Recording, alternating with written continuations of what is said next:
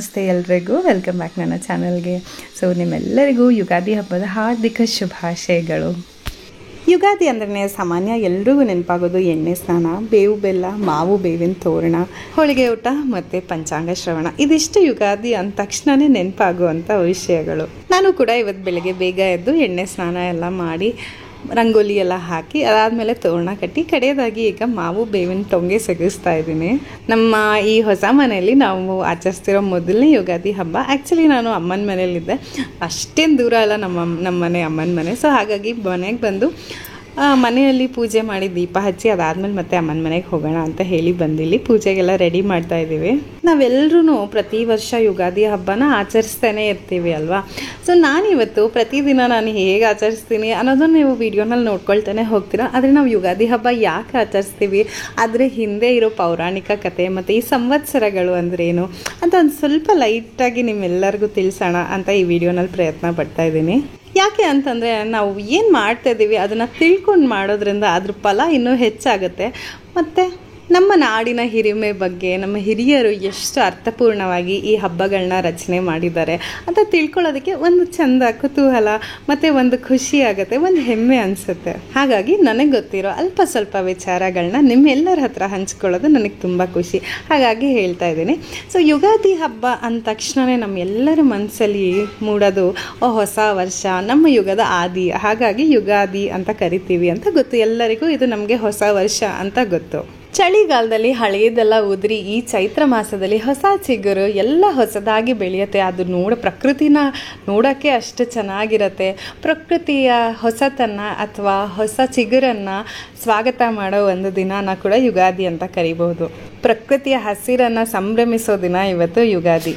ಅದಲ್ಲದೆ ಒಂದು ಕತೆ ಸಹ ಇದೆ. ಆ ಪುಟ್ಟ ಕಥೆನ ಕೂಡ ನಿಮ್ಮೆಲ್ಲರ ಜೊತೆ ಹಂಚ್ಕೊಳ್ಳೋಕೆ ಇಷ್ಟಪಡ್ತೀನಿ.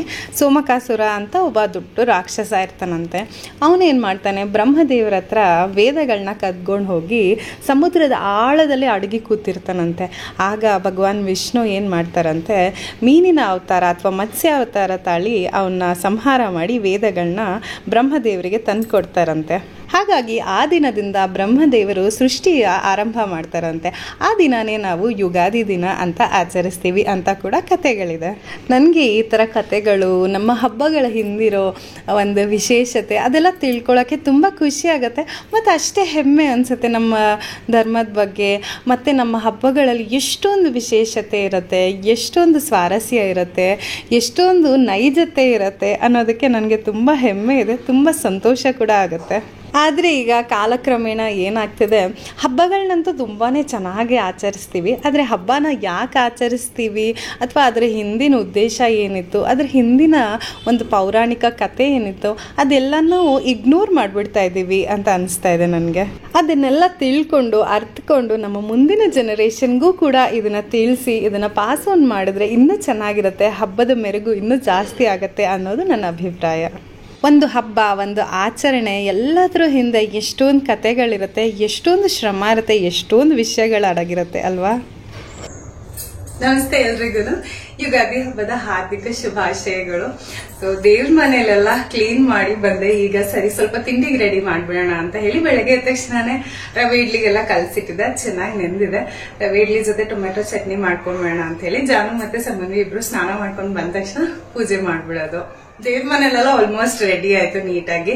ಬಾಗ್ಲಿಗೆಲ್ಲ ರಂಗೋಲಿ ಬೆಳಗ್ಗೆ ಎದ್ದ ತಕ್ಷಣನೇ ಹಾಕಿದ್ದೆ. ಈಗ ಒಂದ್ಸರಿ ಬೇವು ಬೆಲ್ಲ ರೆಡಿ ಮಾಡಿ ಇಟ್ಬಿಟ್ರೆ ದೇವ್ರ ಮನೆ ಕೆಲಸ ಪೂರ್ತಿ ಮುಗಿತು. ಸರಿ ತಿಂಡಿ ಕೆಲಸ ಮುಗಿಸ್ಬಿಡೋಣ ಅಂತ ಹೇಳಿ ಈಗ ಅಡ್ಗೆ ಮನೆಗೆ ಬಂದೆ. ಹಬ್ಬದ ದಿನ ಯೂಶಲಿ ಸಿಂಪಲ್ ಆಗಿರೋ ತಿಂಡಿಗಳು ಮಾಡ್ಕೊಂಡ್ಬಿಟ್ರೆ ಹಿಂದಿನ ದಿನಾನೇ ಡಿಸೈಡ್ ಮಾಡ್ಕೊಂಡ್ಬಿಟ್ರೆ ತುಂಬಾ ಸುಲಭ ಆಗೋಗುತ್ತೆ.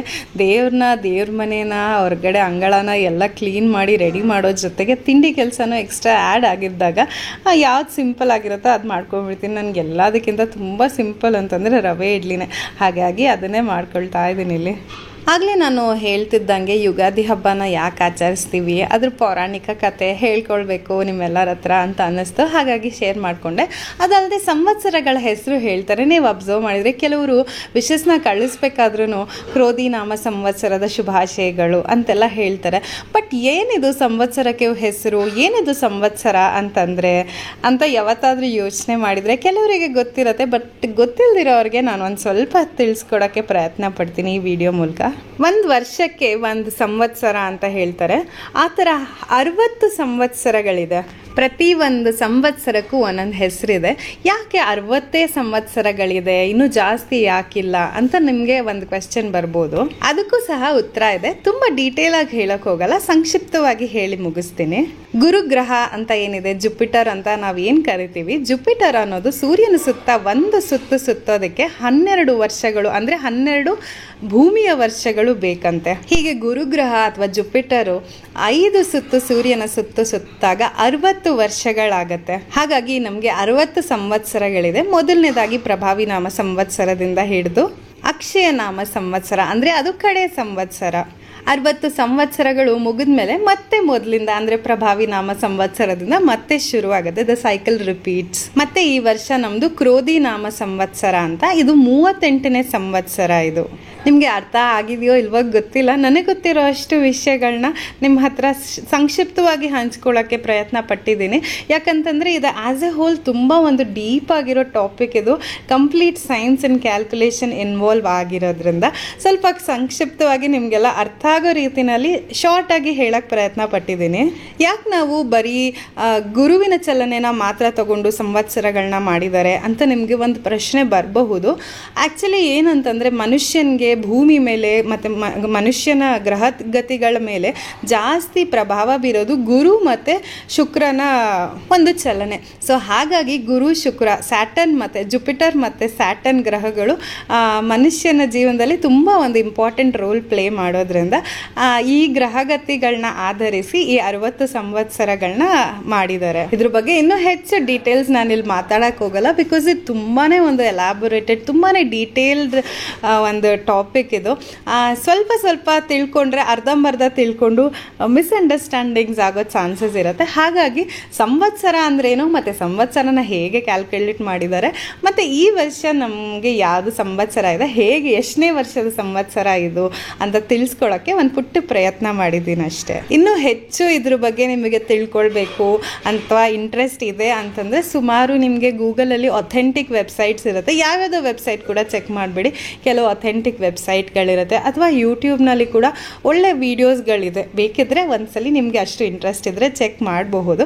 ಬಟ್ ನನಗೆ ಗೊತ್ತಿರೋ ಅಷ್ಟು ನಾಲೆಡ್ಜ್ನ ನಿಮಗೆ ತುಂಬ ಶಾರ್ಟಾಗಿ ನಿಮಗೆ ಅರ್ಥ ಆಗೋ ಒಂದು ರೀತಿಯಲ್ಲಿ ಹೇಳೋಕ್ಕೆ ಪ್ರಯತ್ನ ಪಟ್ಟಿದ್ದೀನಿ. ಈಗ ಏನೇ ಒಂದು ಒಳ್ಳೆ ಕೆಲಸ ಆಗಬೇಕಾದ್ರೆ, ಮದುವೆ ಅಥವಾ ಏನೇ ಒಂದು ಒಳ್ಳೆ ಕಾರ್ಯ ಮಾಡಬೇಕಾದ್ರೂ ಒಂದು ಒಳ್ಳೆ ಡೇಟ್ ನೋಡಿ ಹೇಳಿ ಅಂತ ನಾವು ಪುರೋಹಿತರ ಹತ್ರ ಕೇಳ್ತೀವಲ್ವ. ಸೊ ಅವ್ರು ಏನು ಮಾಡ್ತಾರೆ, ಮೊದಲು ಪಂಚಾಂಗ ತೆಗಿತಾರೆ, ಯಾವ ದಿನ ಯಾವ್ದು ಚೆನ್ನಾಗಿದೆ ಅಂತ.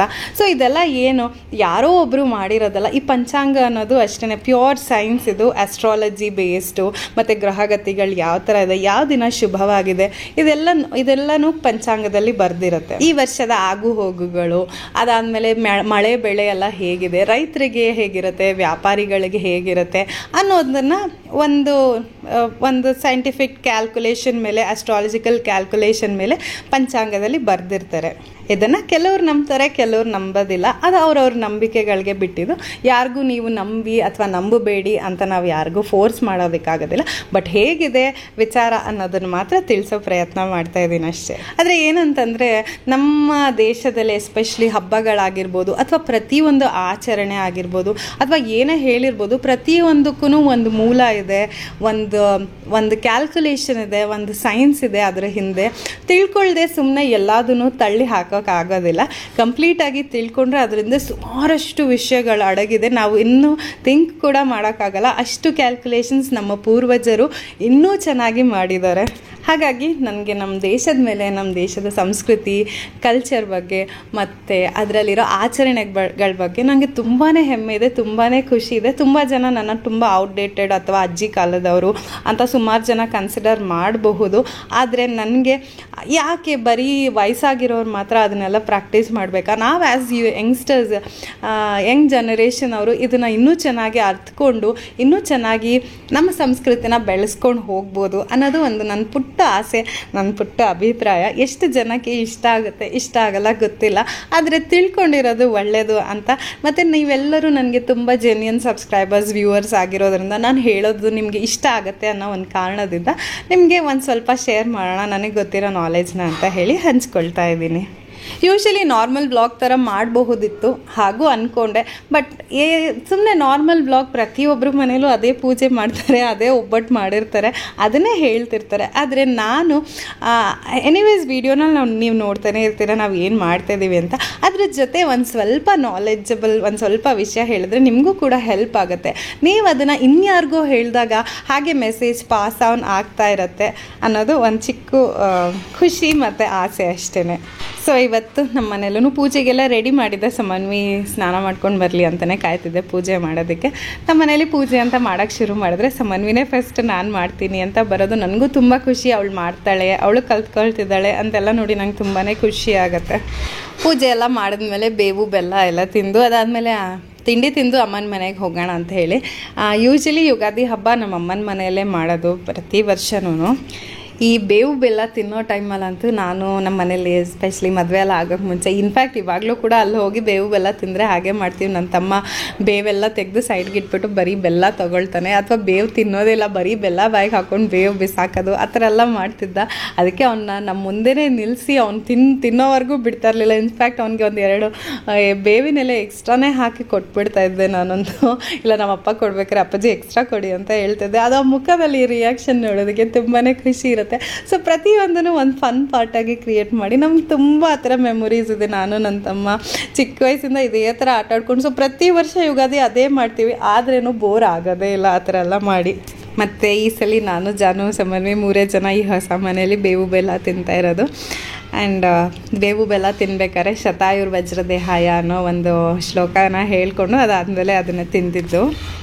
ಸೊ ಪೂಜೆ ಎಲ್ಲ ಮುಗಿಸಿ ಈಗ ಅಮ್ಮನ ಮನೆಗೆ ಹೊರಟಿದ್ದೀವಿ.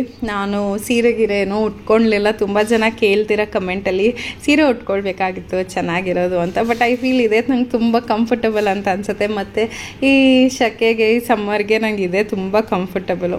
ಸೊ ಈಗ ಅಮ್ಮನ ಮನೆಗೆ ಬಂದಿದ್ದೀವಿ. ಅಮ್ಮ ನಾವು ಬರೋ ಅಷ್ಟರಲ್ಲಿ ಆಲ್ಮೋಸ್ಟ್ ಎಲ್ಲ ಅಡುಗೆಗಳನ್ನೂ ರೆಡಿ ಮಾಡಿಬಿಟ್ಟಿದ್ರು. ಕೋಸಂಬರಿ, ಇದು ಗಸಗಸೆ ಪಾಯಸ, ಒಬ್ಬಟ್ಟು ಮಾತ್ರ ಮಾಡಿರಲಿಲ್ಲ, ಹೊರಗಡೆಯಿಂದ ತರಿಸ್ಕೊಂಡಿದ್ವಿ. ಮಾಡೋಕ್ಕಾಗಲ್ಲ ಸುಮ್ಮನೆ ಯಾಕೆ ಇದು ಮಾಡ್ಕೊಳ್ತೀರಾ ಅಂತ ಹೇಳಿ ನೆನ್ನೆನೇ ಹೋಗಿ ಬೇಳೆ ಮತ್ತು ಕಾಯಿ ಹೋಳಿಗೆ ತಂದುಬಿಟ್ಟಿದ್ವಿ. ಈಗ ಬೀನ್ಸ್ ಪಲ್ಯ ಮತ್ತು ಕೋಸು ಪಲ್ಯ, ಅದಾದಮೇಲೆ ತಿಳಿ ಸಾರು, ಅನ್ನ, ಆಂಬಡೆ ಇದಿಷ್ಟು ಎಲ್ಲ ಮಾಡಿದ್ರು. ಮತ್ತು ಇವತ್ತಿನ ಸ್ಪೆಷಲ್ ಮಾವಿನಕಾಯಿ ಚಿತ್ರಾನ್ನ ಇಷ್ಟು ಮಾಡಿ ರೆಡಿ ಇಟ್ಬಿಟ್ಟಿದ್ರು ಅಮ್ಮ. ಹಬ್ಬದ ದಿನ ಅಂದ್ರೇ ಅಷ್ಟೇ ಪೂಜೆ ಮತ್ತು ಭರ್ಜರಿ ಊಟ, ಅದರಲ್ಲೂ ಇವತ್ತು ಯುಗಾದಿ ಹೋಳಿಗೆ ಊಟ ತುಂಬಾ ವಿಶೇಷ. ಸೊ ನಮ್ಮ ಯುಗಾದಿ ಸಂಭ್ರಮ ಇಷ್ಟೇ. ಬೆಳಗ್ಗೆ ನಮ್ಮ ಮನೇಲಿ ಪೂಜೆ ಮಾಡಿ ಅಮ್ಮನ ಮನೆಗೆ ಹೋಗಿ ಭರ್ಜರಿ ಊಟ ಮಾಡಿ ಸಂಜೆವರೆಗೂ ಅದು ಇದು ಮಾತಾಡಿಕೊಂಡು ಆಟ ಆಡಿಕೊಂಡು ಕಾಲ ಕಳೆದ್ವಿ. ತುಂಬಾ ಚೆನ್ನಾಗಿತ್ತು ಈ ವರ್ಷದ ಯುಗಾದಿ ಹಬ್ಬ. ಪ್ರತಿ ವರ್ಷದಂತೆ ಅದೇ ಸೇಮ್ ಅಡುಗೆಗಳು, ಸೇಮ್ ರೆಸಿಪಿಗಳು, ಆದ್ರೂ ಯಾವತ್ತೂ ಬೋರ್ ಆಗಲ್ಲ. ಈ ದಿನಕ್ಕೋಸ್ಕರನೇ ಕಾಯ್ತಾ ಇರ್ತೀವಿ. ಹೀಗಿತ್ತು ನಮ್ಮನೆ ಯುಗಾದಿ ಸಂಭ್ರಮ. ಅಷ್ಟಾಗಿ ಅಮ್ಮನ ಮನೇಲಿ ವೀಡಿಯೋ ಮಾಡ್ಕೊಳಕ್ಕಾಗಲಿಲ್ಲ. ಮತ್ತು ಊಟ ಆದಮೇಲಂತೂ ಯಾವುದೇ ವೀಡಿಯೋ ಮಾಡಲಿಲ್ಲ. ಮಾತಾಡಿಕೊಂಡು ಅದು ಇದು ಕತೆ ಹೇಳ್ಕೊಂಡು ಕಾಲ ಕಳೀತಾ ಇದ್ವಿ. ಒಟ್ಟಾರೆಯಾಗಿ ತುಂಬಾ ಚೆನ್ನಾಗಿತ್ತು. ಐ ಹೋಪ್ ನಿಮಗೆ ಈ ವಿಡಿಯೋ ಇಷ್ಟ ಆಗಿದೆ, ಸ್ವಲ್ಪ ಯೂಸ್ಫುಲ್ ಆಗಿದೆ, ನಿಮಗೂ ಏನೋ ತಿಳ್ಕೊಂಡಿದ್ದೀರಾ ಅಂತ ಒಂದು ಭಾವನೆಯಲ್ಲಿ ಈ ವಿಡಿಯೋನ ಇಲ್ಲೇ ಕಡೆ ಮಾಡ್ತಾ ಇದ್ದೀನಿ. ನಿಮಗೆ ಈ ವಿಡಿಯೋ ಇಷ್ಟ ಆಗಿದ್ರೆ ಲೈಕ್ ಮಾಡಿ, ಮತ್ತು ಹೇಗೆ ಅನಿಸ್ತು ಅಂತ ನನಗೆ ಕಮೆಂಟ್ಸಲ್ಲಿ ತಿಳಿಸಿ, ಆಯಿತಾ? ಥ್ಯಾಂಕ್ ಯು ಸೋ ಮಚ್ ವಿಡಿಯೋನ ಕಡೆ ತನಕ ನೋಡಿದ್ದಕ್ಕೆ. ಹೀಗೆ ನಿಮ್ಮ ಸಪೋರ್ಟ್ ಸದಾ ನನ್ನ ಜೊತೆಲಿ ಇರಲಿ ಅಂತ ಕೇಳ್ಕೊಳ್ತೀನಿ. ಸಿಗೋಣ ಮತ್ತೆ ಮುಂದಿನ ವಿಡಿಯೋನಲ್ಲಿ. Okay, until then take care, tata, ಬಾಯ್.